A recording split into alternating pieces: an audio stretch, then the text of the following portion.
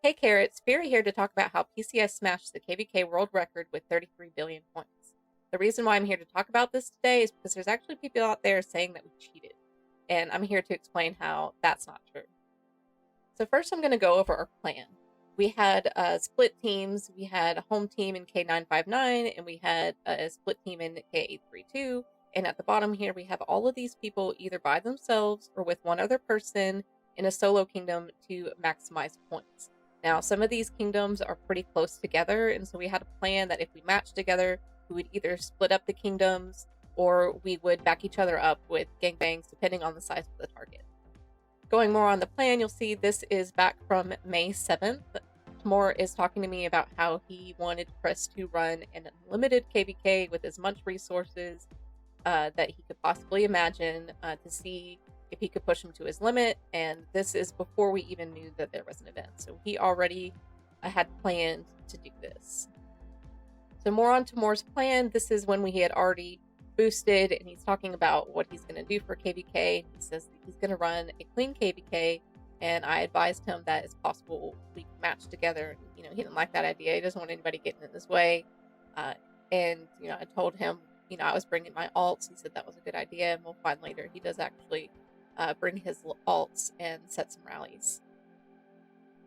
Next here, you'll see Chris the pilot complaining to me about how tired he is only halfway through and how he is going to push through for Tamor. And I just want to say that these words are not the words from someone who is sitting back eating free kills. This is someone who's putting all of their effort into it. And anyone saying that this person cheated, I just want to slap him in the face because he put so much work into his score. So next I'm going to talk about the reports and show, just how strong of an account this is and the reason why he was able to get so many points. And part of it is because of this 100% size boost.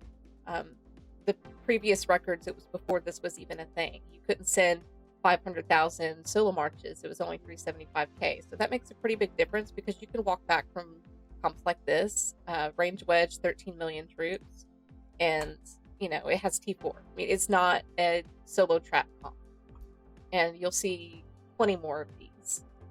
He was actually sending mint because it maximizes the walkback chance, and it burns it.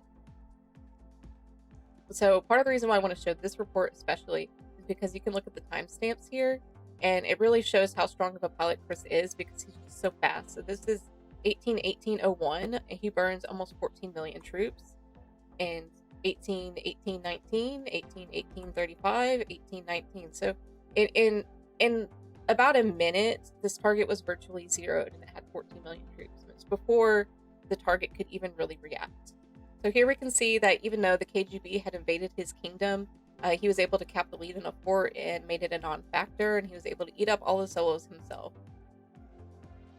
More of these reports. We have some crazy damage, almost 3 million reds off this hit, and it had almost 11 million troops. Okay, this is one of those solo zeros. From 1.2 billion to 700 million might. This target was zeroed. It was in cav wedge, as you can see here. By the time he got a walk back, it was 23 million troops, and there's no cav. It's because he had solo zeroed all of this cav and then zoomed in imp march. This is another one of those solo zeros. It was 2.1 billion might, and then it swapped here at 1.7 billion. But look at these kills gains because he was sending the T3, T1 to try to clear the front. I wanted to show the before comp. This is what he had boosted to at the end of round 1. He had 17 million imp, 9 million range, 13 million cav.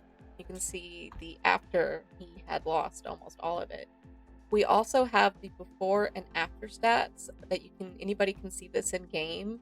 He had about 2 billion kills before, 3.7 billion might, and you can see all of the associated stats with that: the troops wounded, troops lost, might destroyed, all of that stuff.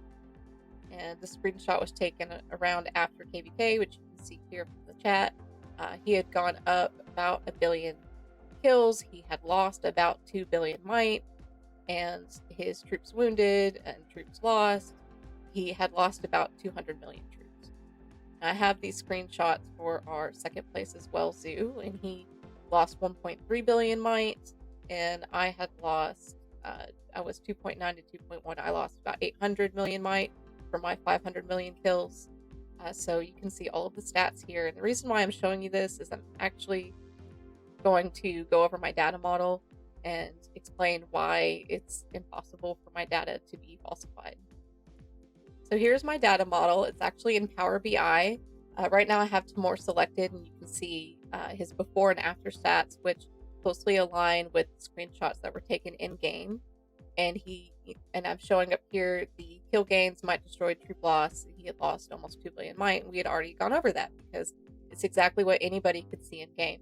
Now we can actually clear the name here and see all of PCS kill gains is 4.6 billion kills that we got in this KvK. And for those kills, we lost 1.1 billion troops and collectively almost 16 billion might. Now you can look at any individual member if you want, but all of the data is here. And I also have graphs here to compare our KvK with the last KvK, just some simple numbers here.